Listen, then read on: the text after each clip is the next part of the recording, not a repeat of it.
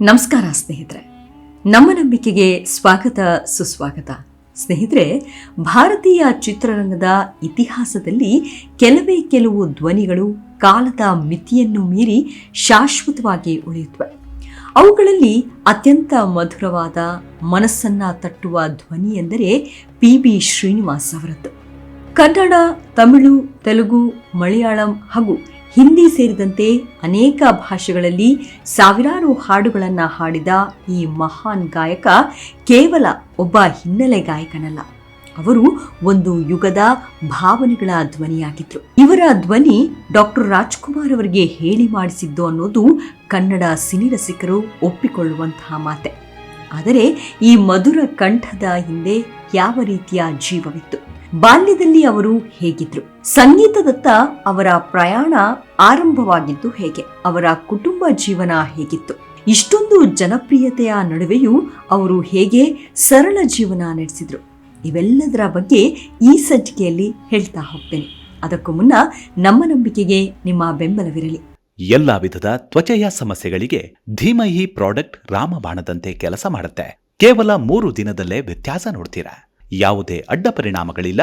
Chemical ರಹಿತವಾದ 16 ನೈಸರ್ಗಿಕ ಪದಾರ್ಥಗಳ ಮಿಶ್ರಣದಿಂದ ತಯಾರಾದ 100% ಆರ್ಗ್ಯಾನಿಕ್ ಧೀಮಹಿ ಪ್ರಾಡಕ್ಟ್. ಹೆಚ್ಚಿನ ಮಾಹಿತಿಗಾಗಿ ಕೆಳಕಂಡ ದೂರವಾಣಿಗೆ ಸಂಪರ್ಕಿಸಿ. ಸ್ನೇಹಿತರೆ, ಪಿ.ಬಿ. ಶ್ರೀನಿವಾಸ್ ಅವರ ಪೂರ್ಣ ಹೆಸರು ಪ್ರತಿವಾದಿ ಭಯಂಕರ ಶ್ರೀನಿವಾಸ್. ಹುಟ್ಟಿದ್ದು 1930 ಸೆಪ್ಟೆಂಬರ್ 22ರಂದು ಆಂಧ್ರಪ್ರದೇಶದ ಪೂರ್ವ ಗೋದಾವರಿ ಜಿಲ್ಲೆಯ ಕಾಕಿನಾಡದಲ್ಲಿ. ತೆಲುಗು ಮಾತನಾಡುವ ವೈಷ್ಣವ ಬ್ರಾಹ್ಮಣ ಸಂಗೀತ ಕುಟುಂಬದಲ್ಲಿ ಪ್ರತಿವಾದಿ ಭಯಂಕರ ಫಣೀಂದ್ರ ಸ್ವಾಮಿ ಮತ್ತು ಶೇಷಗಿರಿಯಮ್ಮ ಅವರ ಕಿರಿಯ ಮಗನಾಗಿ ಜನಿಸಿದ್ರು. ಇವರ ವಂಶಸ್ಥರು ವಾದ ಮಾಡುವುದರಲ್ಲಿ ತುಂಬಾ ಪ್ರಸಿದ್ಧರಾಗಿದ್ರಂತೆ. ಹಾಗಾಗಿ ಪ್ರತಿವಾದಿ ಭಯಂಕರ ಎನ್ನುವುದು ಇವರ ಮನೆತನಕ್ಕೆ ಇದ್ದ ಹೆಸರು. ಅವರ ತಂದೆ ನಾಗರಿಕ ಸೇವಕರಾಗಿದ್ರು, ತಾಯಿ ಸಂಗೀತಗಾರ್ತಿಯಾಗಿದ್ರು. ಇವರ ತಂದೆ ಮಗ ಕಾರ್ಯಾಗಬೇಕು ಎಂಬುದು ಬಯಸಿದ್ರಂತೆ. ಹಾಗಾಗಿ ಶ್ರೀನಿವಾಸ್ ಅವರು ಬ್ಯಾಚುಲರ್ ಆಫ್ ಕಾಮರ್ಸ್ ಪದವಿಯನ್ನ ಪೂರ್ಣಗೊಳಿಸಿ ನಂತರ ದಕ್ಷಿಣ ಭಾರತ ಹಿಂದಿ ಪ್ರಚಾರ ಸಭಾದಿಂದ ಹಿಂದಿ ವಿಶಾರದನ್ನು ಪಾಸ್ ಮಾಡಿದ್ರು. ಬಾಲ್ಯದಿಂದಲೇ ಶ್ರೀನಿವಾಸ್ ಅವರಿಗೆ ಭಾಷೆಗಳ ಮೇಲೆ ಅಪಾರ ಆಸಕ್ತಿ ಇತ್ತು. ಮನೆಯಲ್ಲಿ ಸಾಹಿತ್ಯ, ಕಾವ್ಯ ಮತ್ತು ಸಂಗೀತದ ವಾತಾವರಣವಿದ್ದ ಕಾರಣ ಅವರು ಚಿಕ್ಕ ವಯಸ್ಸಿನಲ್ಲೇ ಹಾಡುಗಳನ್ನ ಕೇಳಲು ಆರಂಭಿಸಿದ್ರು. ಆ ಕಾಲದಲ್ಲಿ ರೇಡಿಯೋ ಅತ್ಯಂತ ದೊಡ್ಡ ಮನರಂಜನಾ ಮಾಧ್ಯಮವಾಗಿತ್ತು. ರೇಡಿಯೋದಲ್ಲಿ ಕೇಳುತ್ತಿದ್ದ ಹಾಡುಗಳು ಅವರ ಮನಸ್ಸಿನಲ್ಲಿ ಸಂಗೀತದ ಮೇಲಿನ ಅಪಾರ ಪ್ರೀತಿಯನ್ನ ಹುಟ್ಟಿಸಿದ್ವು. ಶಾಲಾ ದಿನಗಳಲ್ಲಿಯೇ ಕವನಗಳನ್ನ ಬರೆಯುತ್ತಿದ್ದರು, ಹಾಡುಗಳನ್ನ ಗುಣಗುತ್ತಿದ್ದರು. ಸಂಗೀತದ ಯಾವುದೇ ತರಬೇತಿ ಇಲ್ಲದಿದ್ದರೂ ಅವರ ಧ್ವನಿಯಲ್ಲಿ ಸಹಜವಾದ ಮಧುರತೆ ಇತ್ತು. ಶ್ರೀನಿವಾಸ್ ಅವರು ವಿದ್ಯಾಭ್ಯಾಸದಲ್ಲಿಯೂ ಉತ್ತಮ ಸಾಧನೆ ಮಾಡಿದರು. ಕಾಲೇಜ್ ದಿನಗಳಲ್ಲಿ ಸಾಹಿತ್ಯ, ಭಾಷೆಗಳು ಮತ್ತು ಸಂಗೀತ ಇವರ 3 ಪ್ರಮುಖ ಆಸಕ್ತಿಗಳಾಗಿದ್ವು. ಅವರಿಗೆ ಕನ್ನಡ, ತೆಲುಗು, ತಮಿಳ್, ಹಿಂದಿ, ಉರ್ದು, ಸಂಸ್ಕೃತ ಸೇರಿದಂತೆ ಹಲವಾರು ಭಾಷೆಗಳ ಮೇಲೆ ಹಿಡಿತವಿತ್ತು. ಭಾಷೆಗಳ ಮೇಲಿನ ಈ ಪ್ರೀತಿ ಮುಂದೆ ಅವರನ್ನ ಬಹುಭಾಷಾ ಗಾಯಕರನ್ನಾಗಿ ರೂಪಿಸಿತ್ತು. ಯುವಕಾಲದಲ್ಲಿ ಅವರು ಮೊಹಮ್ಮದ್ ರಫಿ, ತಲಾತ್ ಮೊಹಮ್ಮದ್ ಮತ್ತು ಇತರೆ ಮಹಾನ್ ಗಾಯಕರ ಹಾಡುಗಳಿಂದ ಪ್ರಭಾವಿತರಾದರು. ಆದರೆ ಯಾರನ್ನು ಅನುಕರಿಸದೆ ತಮ್ಮದೇ ಆದ ವಿಶಿಷ್ಟ ಶೈಲಿಯನ್ನ ರೂಪಿಸಿಕೊಂಡ್ರು. ಅವರ ಧ್ವನಿಯಲ್ಲಿ ಒಂದು ಅಪರೂಪದ ಮೃದುತ್ವವಿತ್ತು.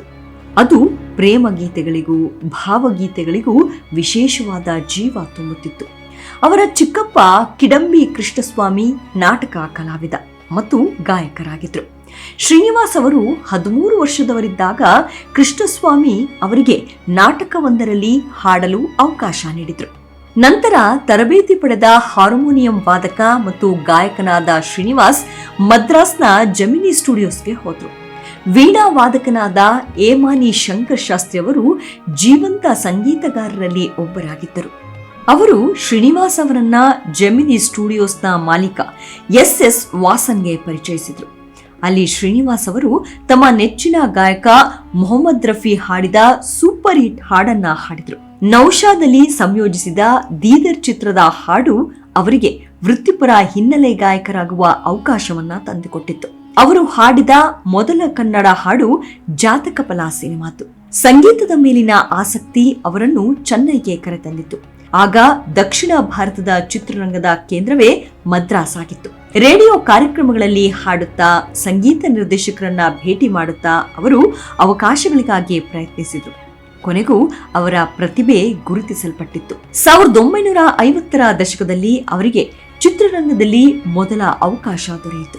ಆರಂಭದಲ್ಲಿ ಸಣ್ಣ ಅವಕಾಶಗಳು ಸಿಕ್ಕರೂ ಅವರ ಮಧುರ ಕಂಠ ಶೀಘ್ರದಲ್ಲೇ ಸಂಗೀತ ನಿರ್ದೇಶಕರ ಗಮನ ಸೆಳೆಯಿತು. ಕೆಲವೇ ವರ್ಷಗಳಲ್ಲಿ ಅವರು ದಕ್ಷಿಣ ಭಾರತದ ಪ್ರಮುಖ ಹಿನ್ನೆಲೆ ಗಾಯಕರಲ್ಲಿ ಒಬ್ಬರಾದರು. ಕನ್ನಡ ಚಿತ್ರರಂಗದಲ್ಲಿ ಪಿ.ಬಿ. ಶ್ರೀನಿವಾಸ್ ಅವರ ಹೆಸರು ಕೇಳಿದಾಗ ಮೊದಲಿಗೆ ನೆನಪಾಗುವುದು ಡಾಕ್ಟರ್ ರಾಜ್ಕುಮಾರ್ ಅವರ ಅನೇಕ ಅಮರ ಗೀತೆಗಳು. ಒಂದ್ ಕಾಲದಲ್ಲಿ ರಾಜ್ಕುಮಾರ್ ಅವರ ಪಾತ್ರಗಳಿಗೆ ಹೆಚ್ಚಾಗಿ ಧ್ವನಿ ನೀಡ್ತಾ ಇದ್ದ ಗಾಯಕರೆಂದರೆ ಪಿ.ಬಿ. ಶ್ರೀನಿವಾಸ್. ಅವರ ಧ್ವನಿ ರಾಜ್ಕುಮಾರ್ ಅವರ ವ್ಯಕ್ತಿತ್ವಕ್ಕೆ ಅದ್ಭುತವಾಗಿ ಹೊಂದಿಕೆಯಾಗ್ತಿತ್ತು. ಪ್ರೇಮ, ವಿರಹ, ಸಂತೋಷ, ದುಃಖ ಯಾವ ಭಾವನೆಯಾದ್ರೂ ಅವರ ಧ್ವನಿಯಲ್ಲಿ ಜೀವಂತವಾಗುತ್ತಿತ್ತು. ಇಂದಿಗೂ ಕನ್ನಡಿಗರ ಮನಸ್ಸಿನಲ್ಲಿ ಉಳಿದಿರುವ ಅನೇಕ ಹಾಡುಗಳಿಗೆ ಅವರೇ ಜೀವ ತುಂಬಿದ್ದಾರೆ.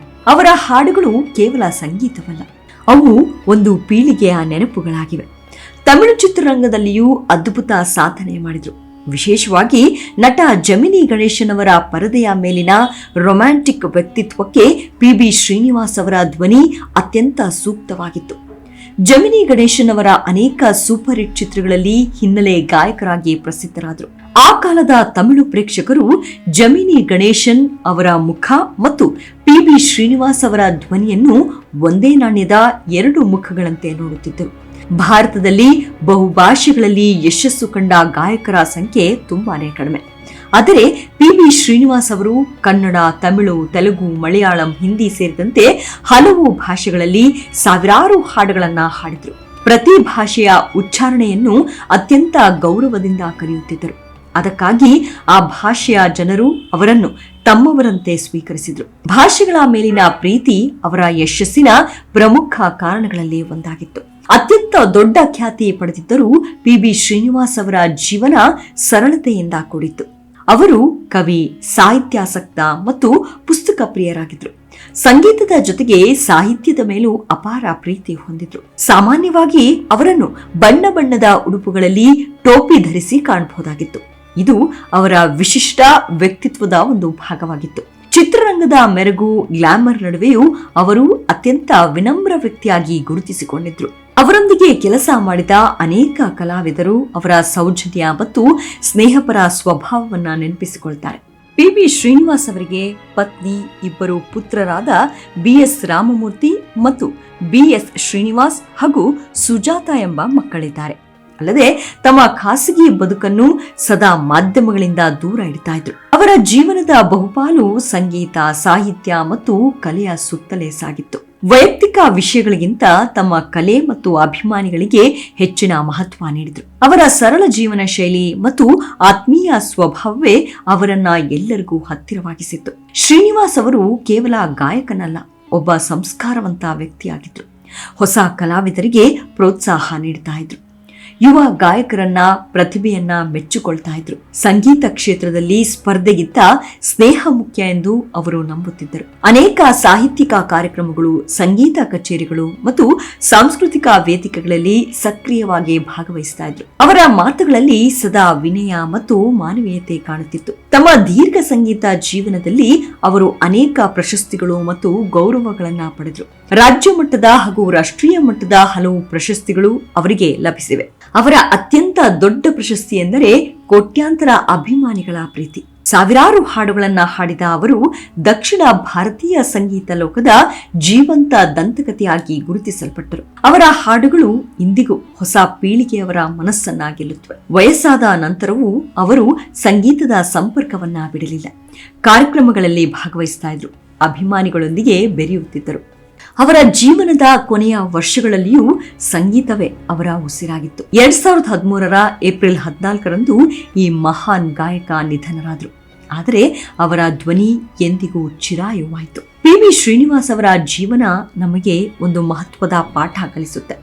ಪ್ರತಿಭೆ ಇದ್ದರೆ ಖ್ಯಾತಿ ಗಳಿಸಬಹುದು, ಆದರೆ ವಿನಯ, ಸರಳತೆ ಮತ್ತು ಮಾನವೀಯತೆ ಇದ್ದರೆ ಮಾತ್ರ ಜನರ ಹೃದಯದಲ್ಲಿ ಶಾಶ್ವತ ಸ್ಥಾನ ಪಡೆಯಬಹುದು. ಅವರು ಹಾಡಿದ ಪ್ರತಿಯೊಂದು ಗೀತೆ ಇಂದಿಗೂ ಭಾವನೆಗಳನ್ನ ಜಾಗೃತಗೊಳಿಸುತ್ತದೆ. ಅವರ ಧ್ವನಿ ಪ್ರೇಮಕ್ಕೆ ಮಧುರತೆ ನೀಡಿತ್ತು, ದುಃಖಕ್ಕೆ ಸಾಂತ್ವನ ನೀಡಿತ್ತು, ಮತ್ತು ಜೀವನಕ್ಕೆ ಸಂಗೀತದ ಸೌಂದರ್ಯವನ್ನ ಪರಿಚಯಿಸಿತ್ತು.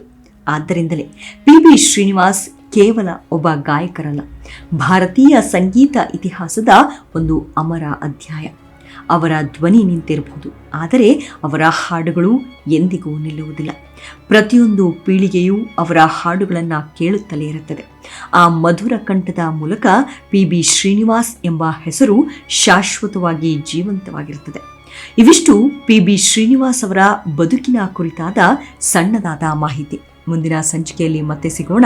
ಅಲ್ಲಿಯವರೆಗೂ ನಿಮ್ಮ ಆರೋಗ್ಯದ ಕಡೆ ಗಮನವಿರಲಿ. Take care. ನಮಸ್ಕಾರ.